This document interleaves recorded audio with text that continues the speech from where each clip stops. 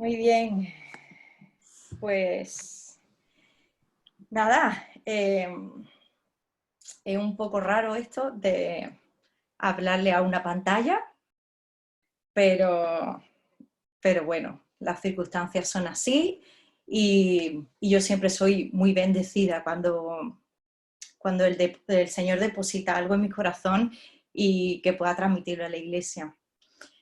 Así que os voy a compartir un pensamiento que a lo largo de toda esta semana el Señor ha estado hablando a mi corazón, lo he compartido con algunos de vosotros, entonces decidí profundizar un poco más en esta porción y compartirlo a la iglesia.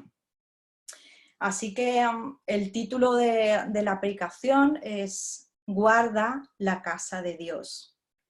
Y vais a comprender el significado de esto a lo largo de esta charlita.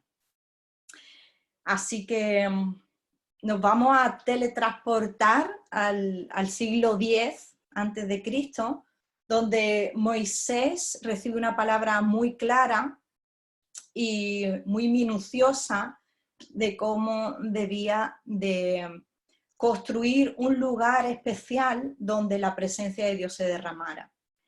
Y como sabéis, hablamos del tabernáculo.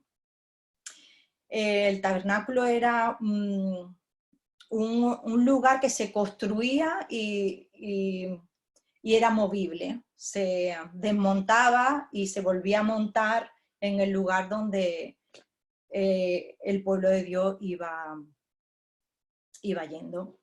Entonces formaba parte, era un rectángulo donde estaba el atrio, que era como un patio, allí se encontraba el lavacro y el lugar del sacrificio, y en la parte más interior habían dos habitaciones que eran el lugar santo, el lugar santísimo donde se encontraba el arca, y ahí se derramaba la presencia de Dios. Y era un lugar muy exclusivo donde solo el sacerdote entraba una vez al año y estaba lleno de objetos con un simbolismo especial.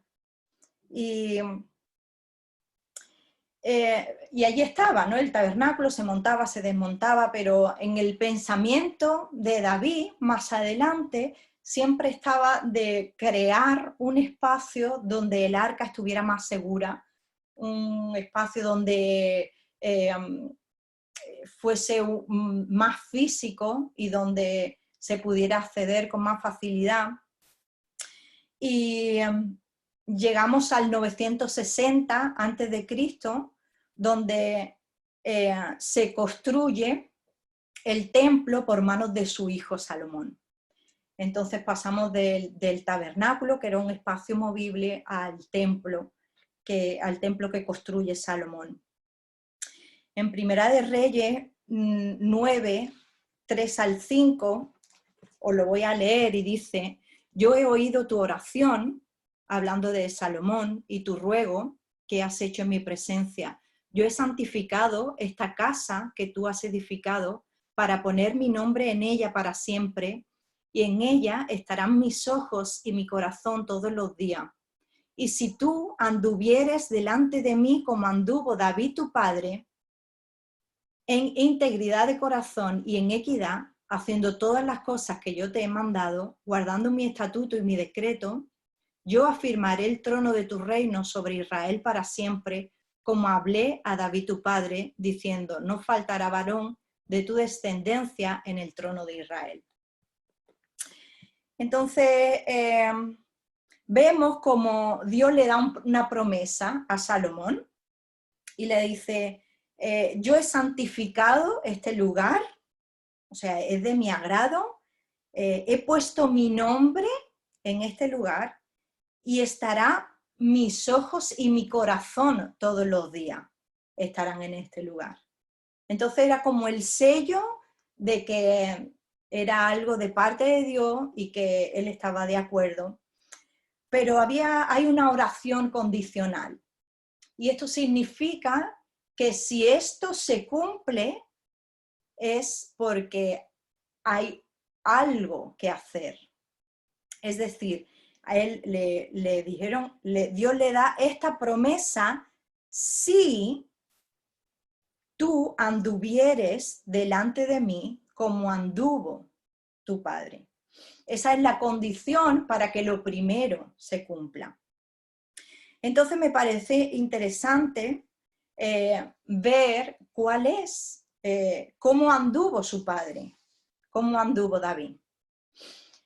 Entonces vemos en Hechos 13, 22, donde habla de David y dice: quitado Saúl, les levantó por rey a David, de quien dio también testimonio diciendo: he hallado a David, hijo de Isaí, varón conforme a mi corazón. Y esto me fascina, ¿no? O sea, el mayor piropo que te puedan decir, o sea, dirigirse a ti y decirte: te encomiendo esto porque tienes el corazón de Dios. ¡Wow! Súper fuerte, ¿no? David era un varón conforme al corazón de Dios. Y Saúl es destituido y colocan a David. Y a mí hay un salmo que me encanta. Bueno, los salmos están llenos, ¿no? de donde entre líneas se puede ver el corazón fascinante de David. Pero especialmente el 63 me gusta mucho, alguna vez lo he compartido, yo creo, y dice: Dios, Dios mío eres tú, de madrugada te buscaré, mi alma tiene sed de ti, mi carne te anhela en tierra seca y árida, donde no hay agua. Donde está la tierra seca y árida es un desierto. Y él dice que ahí mi alma tiene sed de ti y mi carne te anhela. ¿Para qué? Para ver tu poder y tu gloria. Así como te he mirado en el santuario, así como te he mirado en el tabernáculo, así como te he mirado en el templo de Salomón, así como te he mirado en la iglesia en Olion, así como te he mirado en nuestra iglesia, porque mejor es tu misericordia que la vida. Mis labios te alabarán, así te bendeciré en mi vida, en tu nombre alzaré mis manos. Y me impresiona porque David busca intensamente a Dios en la iglesia, busca intensamente a Dios en el santuario, busca intensamente a Dios en el desierto. También él consigue buscar intensamente a Dios en el desierto. Y él comprendió que la presencia de Dios no era un lugar, no era un estado de ánimo, no era un espacio, sino que era la búsqueda de Dios, era una constante en su vida. Era el único lugar donde refugiarse a diario. Y eso estaba impregnado en su ADN, eso estaba, formaba parte de él. Entonces vemos que la primera característica de David era que era un hombre con el corazón de Dios. La segunda, para eso nos vamos a ir a 1 de Samuel 17:45 y dice: entonces David dijo al filisteo: tú vienes a mí con espada, lanza y jabalina, mas yo vengo a ti en el nombre de Jehová de los ejércitos, el Dios de los escuadrones de Israel, a quien tú has provocado. Jehová te entregará hoy en mi mano y yo te venceré. Y sabrá toda esta congregación que Jehová no salva con espada y con lanza, porque de Jehová es la batalla. Y esto es muy fuerte, porque él se enfrenta a David sabiendo que él no era el que iba a pelear, sino que ya Dios estaba peleando por él y de Jehová era la batalla. O sea, ya el que iba a conquistar era Dios. Entonces, deducimos que David era un hombre que Dios le acompañaba y que él siempre iba adelante, porque de Jehová es la batalla. Y Dios le estaba acompañando en esa situación frente a ese gigante. Así que vemos un hombre con el corazón de Dios, un hombre que sabía que Dios le acompañaba y un hombre que ponía a Dios lo primero. Vamos a Primera de Crónicas 14:8, donde dice: oyendo los filisteos que David había sido ungido rey sobre todo Israel, subieron todos los filisteos en busca de David, y cuando David lo oyó, salió contra ellos, y vinieron los filisteos y se extendieron por el valle de Refaim. Entonces David consultó a Dios diciendo: subiré contra los filisteos, los entregará en mis manos. Y Jehová le dije: sube, porque yo los entregaré en tus manos. Y David consigue ganar la batalla y volvieron los filisteos. Y David volvió a consultar a Dios y Dios le dijo: no subas tras ellos, sino rodéalo para venir a ellos y así ganarás. Podemos ver cómo David no daba un paso sin consultar a Dios. David, en cualquier decisión de su vida, él hacía un altar y buscaba la presencia de Dios y buscaba de su dirección. Entonces vemos cómo es un hombre que ponía a Dios lo primero. El cuarto pensamiento de quién era David lo encontramos en el mismo Primero de Reyes 9:4, en la misma promesa que dice que David, tu padre, era un hombre en integridad de corazón y en equidad, haciendo todas las cosas que yo le he mandado. De aquí yo deduzco, integridad se compone de un vocablo de in, que es no, y tangere, que es tocar. O sea, significa no tocar. Una persona íntegra es una persona que no se contamina, que no toca, que no se contamina. Entonces, yo he nombrado este punto como un hombre que entrenaba su pensamiento. Y en este confinamiento yo he tenido que practicar esto mucho, el entrenar mi pensamiento.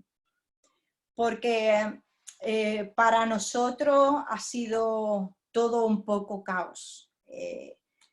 No ha sido un tiempo de recogimiento, no ha sido un tiempo de estar en casa, ha sido, lo definiría como caos. Porque Juan ha seguido trabajando, yo he tenido que trabajar desde casa, la escuela en casa, la incertidumbre. Entonces intentamos acostar los niños lo más tarde posible para yo levantarme a las 7 de la mañana, aprovechar la mañana, a las 12 empieza el cole, en fin, un poquito de caos, es como lo definiría. Entonces ha habido momentos de desesperación, ha habido momentos de mucho, ¿no? Entonces yo estaba confiada en: venga, tranquila, que esto va a pasar y esto vamos a aguantarlo hasta septiembre. En septiembre ya abren los colegios, en septiembre todo se estabiliza y todo vuelve a estar como antes y ya nos vamos a relajar un poco y todo se va a reconstruir. Cuando en esa semana aparecen en las noticias que a lo mejor ni en septiembre volvemos, que a lo mejor iba a ser online, no sé qué, no sé cuánto, y a mí me dio el bajón.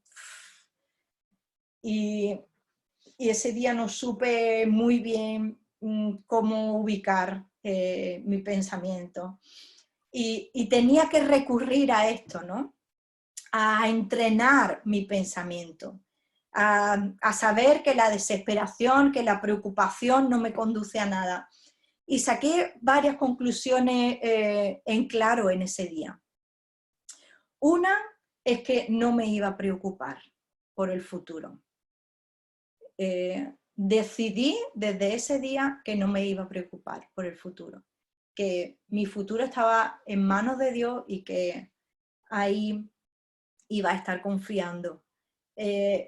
Porque en definitiva cada día tenía su propio afán, bien lo dice el Señor y nos da ese consejo. Entonces de nada me sirve angustiarme por lo que va a pasar en el futuro. La segunda es vivir al día.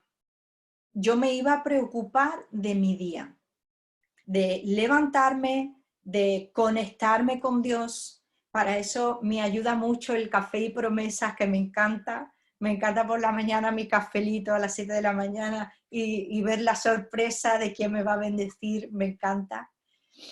Y enfocar mi día y entrenar mi pensamiento, porque cuando uno está bien, todo está bien, tus hijos están bien, tu marido está bien, tu casa está en paz. Si yo comienzo el día torcido, todo sale un poco del revés. Entonces, decido entrenar mi pensamiento y como David habla de integridad, de no contaminarte, intento que mi día sea en esa dirección, de no contaminarme con lo que no es bueno o me preocupa o me crea ansiedad. Y el Salmo 34 es bonito, es hermoso en esto y me dio mucha paz. Y dice: bendeciré a Jehová en todo tiempo, su alabanza estará de continuo en mi boca. En Jehová se gloriará mi alma, lo oirán los mansos y se alegrarán. Engrandeced a Jehová conmigo y exaltemos a una su nombre.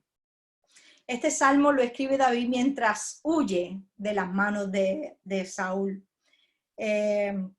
Entonces es una forma de entrenar su pensamiento, porque aún en la dificultad, aún en la persecución que estaba sufriendo injusta, aún en ese momento, él decide levantarse y proclamar en su día: bendeciré a Jehová en todo tiempo y su alabanza estará de continuo en mi boca, y engrandeceré su nombre y exaltaré aún a su nombre. Aún en su situación, en sus circunstancias de desespero, de injusticia, de incertidumbre, de correr peligro su vida, él decide bendecir el nombre del Señor.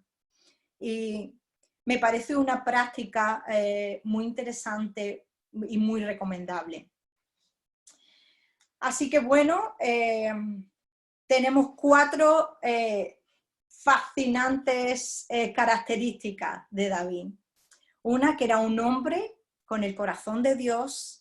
Era un hombre que sabía que Dios le acompañaba, un hombre que ponía a Dios lo primero en su vida y un hombre que entrenaba su pensamiento y decidía adorar a Dios a pesar de las circunstancias. Entonces tenemos el tabernáculo, tenemos el templo de Salomón y tenemos esta promesa que se le da a Salomón con un condicionante: camina como tu padre David. Pero ¿sabes qué pasa? Que un poco más adelante todo esto desaparece y todo esto se pierde. Y para esto nos vamos a Segunda de Reyes 25, donde dice: y se quemó por completo el templo del Señor. Estamos hablando de este templo de Salomón, este precioso templo donde estaban los ojos fijados de Dios, donde estaba su nombre escrito, se reduce a ceniza. Se destruye. Y es que resulta que en el 587, un poco más adelante, Jerusalén era una ciudad donde estaba el templo y había unas murallas que la rodeaban a toda Jerusalén, y eso les servía de protección para cualquiera que viniera a atacar la ciudad. Entonces, en este tiempo comienzan a sitiarla. Esto significa que está rodeada de soldados que no permiten ni entrar ni salir a nadie, y la bloquean hasta, pues imaginaros, hasta que se le acabe la comida, hasta que se le acabe todas las necesidades que tuviesen. Entonces la sitian y ya no tienen más remedio que salir. Y eso era una forma, era una estrategia de guerra, y era una forma de desesperar a los que estaban dentro y ya se rendían y tenían que salir. Pues en esta situación se encuentra Jerusalén, está sitiada y está, sus murallas están rodeando Jerusalén, pero está completamente sitiada. Y resulta que el rey Sedequías, que estaba dentro en Jerusalén, entra en pánico, entra en desesperación, en angustia, y decide escaparse silenciosamente, abrir una brecha por la muralla y escapar, él y su familia y 4 o 5 soldados, su gente más íntima, y salir de Jerusalén, porque la situación estaba ya muy difícil. Entonces, en este momento, él sale y deja en descubierto Jerusalén, porque por esa brecha que él abre, entran todos y empiezan el asedio. Y entonces habla este versículo: quemó por completo el templo del Señor, el palacio real y todas las casas de Jerusalén, destruyó todos los edificios importantes de la ciudad. Imaginaros, fue un caos. Todas las cosas importantes se destruyeron. Pero me parece interesante este detalle, porque ¿qué fue lo primero que quemaron? Fue el templo del Señor. Así que esto me lleva a la reflexión de que tenemos claro que el enemigo viene a robar, viene a destruir, viene a hurtar y quiere destruir el templo. En el templo está tu adoración, en el templo está tu relación con Dios, está tu cercanía, está la presencia de Dios. Y el enemigo quiere robar eso, quiere robar tu adoración y quiere robar la presencia, tu conexión con Dios. Y yo me pregunto, ¿qué es el templo? ¿Qué es el templo? El templo era ese templo de Salomón hoy día. El templo es Oleum en Alcalá, en Avenida de Dos Hermanas. El templo, un espacio, ¿qué es el templo? Hay un versículo hermoso en Efesios donde describe muy bien qué es el templo. Y dice así: así que ahora ustedes, los gentiles, ya no son unos desconocidos ni extranjeros, son ciudadanos junto con todo el pueblo santo de Dios, son miembros de la familia de Dios. Juntos constituimos su casa, la cual está edificada sobre el fundamento de los apóstoles y los profetas. Y la piedra principal es Cristo Jesús mismo. Estamos cuidadosamente unidos en Él y vamos formando un templo santo para el Señor. Por medio de Él, ustedes también llegan a formar parte de esa morada donde Dios vive mediante su Espíritu. ¿No es precioso? Ya eres ciudadano, eres miembro de la familia y juntos construimos la casa sobre el fundamento que es Cristo. Y habla de cuidadosamente unidos, cuidadosamente unidos en Él. Vamos formando un templo mediante su Espíritu. ¡Yes! Es que es completo, es todo. Entonces, ¿quién es el templo? El templo eres tú, el templo somos nosotros. Este es el templo. Y el enemigo quiere robar este templo, quiere destruir, quiere quemarlo y quiere llevarlo a ceniza. Quiere robar tu adoración, quiere robar tu conexión con el Espíritu Santo, pero no lo vamos a permitir. No lo vamos a permitir. Así que el Señor te dice en esta tarde, ten el corazón de David, que lo hemos descrito, guarda tu adoración, guarda tu templo, guarda tu casa, fortifica la muralla, manténla firme y vigilada. Por 400 años, el pueblo de Israel estuvo protegido y cuidado. Estuvo recibiendo la bendición de Dios. Por 400 años, desde la construcción del templo de Salomón hasta su destrucción. Y en un momento de miedo, en un momento de preocupación, de angustia, de incertidumbre, de no saber qué pasar, de bloqueo, Sedequías, el rey, ya no pudo más y abrió la brecha. En un momento, en un instante. Y ahí todo se redujo a ceniza. Y quizá vengan momentos de esto a tu vida. A mi vida vienen en muchas ocasiones. Momentos donde te apetece dejarlo todo y decir, pero en verdad me merece la pena, esto es una locura. Y tienes ganas de abrir esa brecha y salir y marcharte y que nadie te hable. Eso es lo único que te apetece. Y dejarlo todo. Pero ¿sabes cuáles fueron las consecuencias para Sedequías? Al final lo alcanzaron. Alcanzaron a él y a su familia. Y se cumplió la doble profecía de Jeremías y de Ezequiel. Fíjate qué interesante. Jeremías profetizó que Sedequías sería llevado a Babilonia. Y Ezequiel profetizó que no vería Babilonia. Aparentemente hay una contradicción. Jeremías dice que sería llevado a Babilonia y Ezequiel profetiza que no vería Babilonia. Pero es una aparente contradicción, porque ambas se cumplieron. Porque el rey fue llevado a Babilonia, pero no pudo verla porque le sacaron los ojos.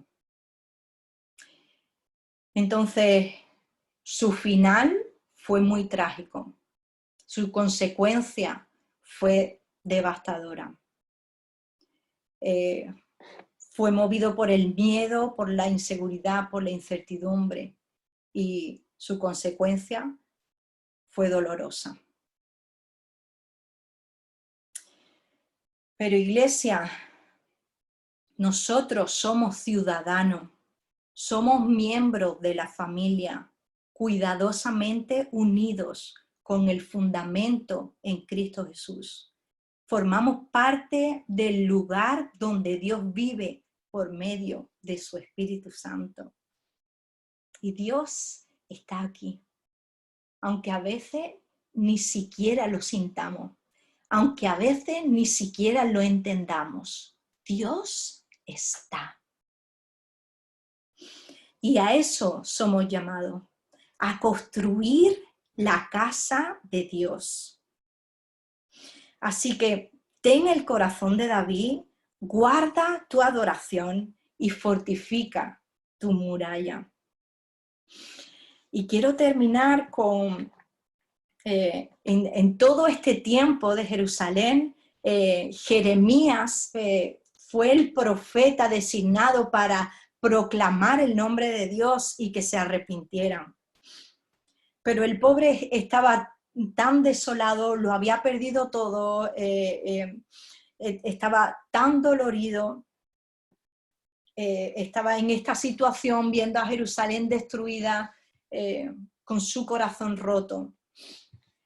Y habla en Lamentaciones: me hizo masticar piedra, me revolcó en el polvo, me arrebató la paz, y ya no recuerdo qué es la prosperidad. Yo exclamo, mi esplendor ha desaparecido, se perdió todo lo que yo esperaba del Señor. Recordar mi sufrimiento y no tener hogar es tan amargo que no encuentro palabras. Siempre tengo presente este terrible tiempo mientras me lamento en mi pérdida. Pero en el versículo 21 hay un inciso increíble y dice: no obstante, aún me atrevo a tener esperanza cuando recuerdo lo siguiente: el fiel amor del Señor nunca se acaba, sus misericordias jamás terminan. Grande es su fidelidad, sus misericordias son nuevas cada mañana. Y me digo, el Señor es mi herencia, por tanto esperé en Él. A veces nuestro mundo se cae en nuestros pies. A veces vivimos por circunstancias difíciles. Quizás estás viviendo una circunstancia económica complicada, laboral, familiar. Pero siempre hay un no obstante. Levántate en esta tarde, levanta tu voz al cielo y di: no obstante, me atrevo a tener esperanza, porque tu fidelidad es nueva cada mañana. Y sabes, esta semana hablaba con Sauce y decía: Alfonso a veces se va un poco, y entonces me dice: Sauce, escribe esto para cuando se me olvide. Y su frase fue: no entiendo nada, pero sigo adorándote. Entonces, a lo largo del día, cuando él se nubla un poco, le dice: Sauce, ¿qué era lo que había escrito? Y ella se lo lee: no entiendo nada, pero sigo adorándote. Yo creo que si nuestro Alfonsito mantiene esa fe de gigante, y él dice: no entiendo nada, pero sigo adorándote, sigo bendiciéndote, ¿cómo no nosotros vamos a clamar por ese milagro y vamos a seguir adorando y exaltando el nombre de Dios hasta que Él quiera? Es una orden implícita que nos tenemos que colocar en nuestro pecho y decir: Dios, haznos este milagro, muéstrate en este tiempo. No entiendo, pero sigo adorándote. Es increíble. Así que Jeremías estaba en esta situación tan difícil, pero había un no obstante. No obstante, me atrevo a tener esperanza. Así que ten el corazón de David, guarda tu adoración y fortifica tu muralla. Mantén tu pensamiento en orden y clama a Dios y mantente en este no obstante, porque Dios es fiel y sus misericordias son nuevas cada mañana. Y clama esto, porque esa debe ser nuestra dirección. Somos miembros de la familia, cuidadosamente unidos en el fundamento de Cristo por medio de su Espíritu Santo. Así que me gustaría orar y que juntos pudiéramos a orar también en este tiempo y que el Señor selle esto en nuestro corazón. Así que solo te puedo dar gracias, Señor, por lo maravilloso que eres, Señor. porque tu fidelidad, Señor, es nueva cada mañana, Señor, y yo quiero tener, Señor, el corazón de David, Señor. Yo quiero, Dios, que aún la persecución ande detrás de mí, Señor, yo quiero bendecirte cada mañana, Señor. Yo quiero que aún cuando el ejército esté delante de mí, bien colocado y dando bastante miedo, yo quiero levantar mi altar y quiero consultar tu nombre, Dios, y quiero decir, Señor, ¿qué hago? Y recurre ahora a mí y quiero tomar tu dirección lo primero, Señor. Y yo quiero, Dios, que mantener mi mente, Dios, conectada, para que cuando vengan esos tiempos de turbulencia, esos tiempos de incertidumbre, esos tiempos de miedo, de angustia, no abrir esa brecha y salir huyendo. En el nombre de Jesús, Señor, danos este corazón de Jeremías, Señor, que a pesar de lo mal que lo estaba pasando, a pesar, Señor, de que él luchaba por proclamar tu palabra y hacer lo que tú le decías, a pesar de esta situación tan terrible que estaba pasando, él mantenía su fe en ti, Dios. Y existía ese no obstante. Quiero alabarte, quiero bendecirte y quiero exaltar tu nombre.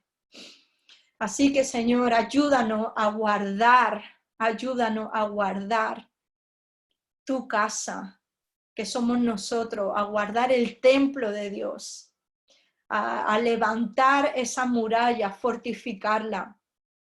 Ayúdanos, Señor, a mantenernos firmes, Señor, aun cuando la tormenta venga. En el nombre de Jesús.